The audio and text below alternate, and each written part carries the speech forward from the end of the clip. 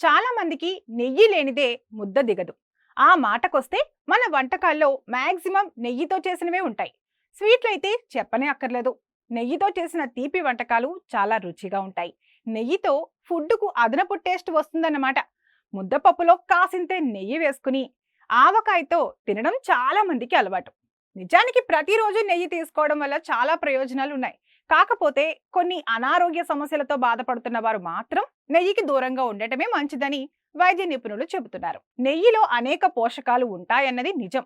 నెయ్యిని వాడితే ఆరోగ్యంతో పాటు అందం కూడా పెరుగుతుంది. అయితే హార్ట్, కిడ్నీ సమస్యలు ఉన్నవారు మాత్రం నెయ్యి జోలికి వెళ్ళకూడదని నిపుణులు హెచ్చరిస్తున్నారు. ఎందుకంటే నెయ్యిలో ఫ్యాటీ యాసిడ్స్ చాలా ఎక్కువగా ఉంటాయి. ఇవి గుండెపోటు ప్రమాదాన్ని పెంచుతాయి. అలాగే జీర్ణ సమస్యతో బాధపడుతున్న వారు కూడా నెయ్యి ఎంత తక్కువగా వాడితే అంత మంచిదని ఆరోగ్య నిపుణులు చెబుతున్నారు.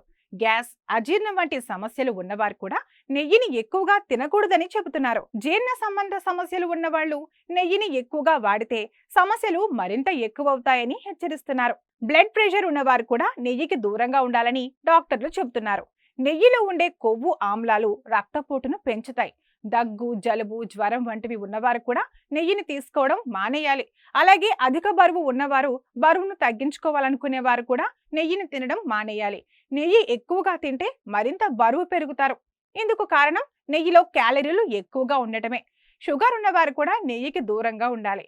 నెయ్యిలో ఉండే కొవ్వుల వల్ల బ్లడ్లో షుగర్ లెవెల్స్ పెరిగే ప్రమాదం ఉందని డాక్టర్లు చెబుతున్నారు.